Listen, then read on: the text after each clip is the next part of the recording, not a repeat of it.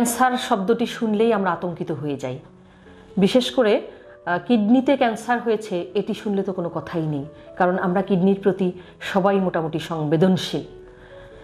কিডনিতে টিউমার বা ক্যান্সার সবসময় যে টিউমার হলেই ক্যান্সার তা নয়, তবে বেশিরভাগ ক্ষেত্রে কিডনির টিউমারগুলো ক্যান্সার জাতীয়ই হয়।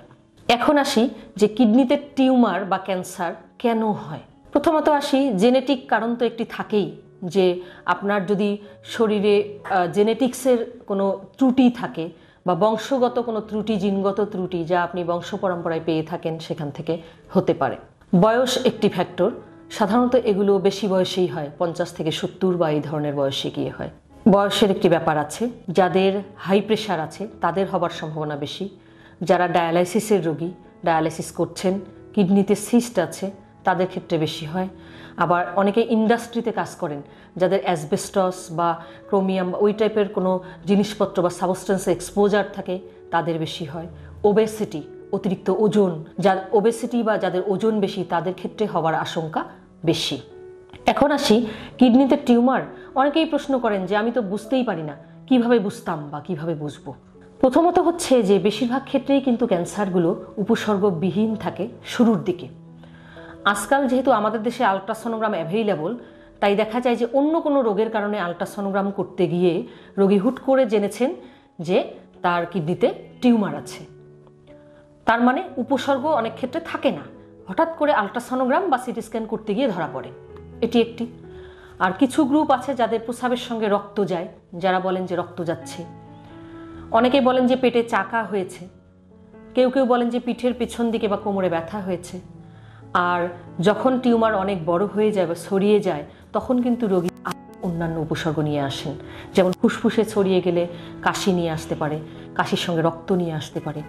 আবার যদি লিভারে ছড়িয়ে যায় তখন জন্ডিস নিয়ে আসে, হাড়ে ছড়িয়ে গেলে কোমর ব্যথা নিয়ে আসতে পারে। এছাড়া সব ক্যান্সারেরই কিছু কমন উপসর্গ থাকে, যেমন খাওয়ার অরুচি, ওজন কমে যাওয়া, এগুলো তো থাকতেই পারে। সেই সাথে কখনো কখনো কিডনি ক্যান্সার কিডনির সঙ্গে সম্পর্কিত নয় এমন কিছু উপসর্গ নিয়ে আসে।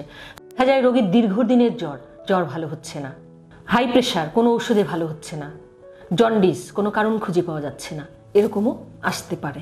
এখন আমরা আসি যে ক্যান্সার হলে বা এরকম টিউমার পেলে আমরা একজন নিউরোলজিস্টের কাছে যাব। গেলে যদি প্রস্রাবে রক্ত নিয়ে আসছেন, তখন আমরা যেটি করি যে প্রথমত তো ইতিহাস শুনবই ডিটেইলে, এরপরে আমরা শারীরিকভাবে দেখব যে আসলে কিডনি হাতে আমরা পাচ্ছি কিনা, বা কিডনিতে কোনো দলা বা চাকা পাচ্ছি কিনা, আরও কোনো কিছু আছে কিনা। এরপর পরীক্ষা নিরীক্ষার মধ্যে আমরা প্রস্রাব একটি পরীক্ষা করতে দিবই, যেখানে রক্ত আদৌ যাচ্ছে কিনা। অনেক সময় দেখা যায় যে মাইক্রোস্কোপিক্যালি দেখা যায়, কিন্তু চোখে দেখা যায় না।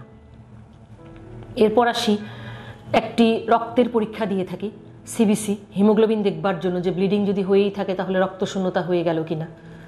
সেই সাথে আলট্রাসোনোগ্রাম করলে তো বোঝাই যায় যে কিডনিতে একটি টিউমার আছে, সেটি শক্ত ধরনের নাকি পানির থলি জাতীয় জিনিস, সিস্ট যাকে আমরা বলি, এরকম কিছু। সবশেষে যদি আমরা এরকম কোনো টিউমার পেয়েই থাকি, যদি ক্রিয়েটিনিন ভালো থাকে বা কিডনি ফাংশন ভালো থাকে, তাহলে আমরা একটি কন্ট্রাস্ট সিটি স্ক্যান করাই, যেটি দেখে আমরা ধরেই নিতে পারি যে এটি কিডনির ক্যান্সার জাতীয়, আর না হলে এটি ক্যান্সার জাতীয় নয়। অনেকেই প্রশ্ন করেন যে আমরা বায়োপসি করব কিনা অপারেশনের আগে। বায়োপসি সকল ক্ষেত্রে করা হয় না, সাধারণত সিটি স্ক্যানেই বোঝা যায়। তবে যদি কখনো ডাইলেমা অ্যারাইজ করে যে না হতে পারে আবার নাও হতে পারে, এরকম দ্বিধাদ্বন্দ্ব থাকলে, অথবা যদি ক্যান্সার অলরেডি ছড়িয়ে যায়, যে ক্ষেত্রে আর অপারেশন প্রযোজ্য নয়, আমরা প্যালিয়েটিভ চিকিৎসা দিব, তখন কিন্তু আগে বায়োপসি করা হয়। এরপর আসি তাহলে চিকিৎসা কি। কিডনিতে টিউমার হওয়া বা ক্যান্সার হওয়া মানেই কিন্তু সাথে সাথেই মৃত্যু, এরকম আতঙ্কিত হওয়া যাবে না। যে কোনো ক্যান্সার প্রাথমিক ধাপে ধরা পড়লে সেটি কিন্তু চিকিৎসায় পুরোপুরি ভালো হয়, কিডনির ক্ষেত্রেও তাই। অবহেলা না করে আপনারা যদি সঙ্গে সঙ্গে চলে আসেন, সেক্ষেত্রে কিন্তু চিকিৎসায় বা অপারেশনে এটি ভালো হয়। এখন অপারেশন মানেই কি পুরো কিডনি ফেলে দিতে হবে? না। যদি টিউমারটি ছোট হয়, বিশেষ করে যদি 4 সেন্টিমিটারের কম হয়, এগুলো যদি ছড়িয়ে না যায়, তাহলে কিন্তু আমরা পার্শিয়াল নেফ্রেক্টমি বলি, যে টিউমার যে অংশে আছে ওইটুকু শুধুমাত্র কেটে ফেলে দিলেই পেশেন্ট ভালো হয়ে যান। তবে যদি 4 সেন্টিমিটারের বড় হয়, সেক্ষেত্রে কোনো কোনো ক্ষেত্রে কিডনি পুরো ফেলতে হয়, আবার কোনো কোনো ক্ষেত্রে কিডনি রেখে শুধু টিউমারের অংশটুকু আমরা ফেলে দিই। তবে সেক্ষেত্রে স্কোরিং করি কিছু, আমরা আরও কিছু ক্যালকুলেশন করি, অপারেশনের সময়ও দেখি যে আদৌ আমার পুরো কিডনি রাখা যাবে বা যাবে না। যদি অনেক বড় হয়ে যায় সেক্ষেত্রে কিন্তু আমাদের অনেক সময় পার্শিয়াল নেফ্রেক্টমি বা অর্ধেকটা কাটার সুযোগ থাকে না, পুরোটা ফেলে দিতে হয়। এখন আমরা যদি ছড়িয়ে যাই তখন কি করব? ছড়িয়ে গেলে আমরা একটি বায়োপসি করে কনফার্ম হব, এরপর ক্যান্সার বিশেষজ্ঞের পরামর্শ সহ একটি টিউমার বোর্ড গঠন করে সেই অনুযায়ী চিকিৎসা চলবে।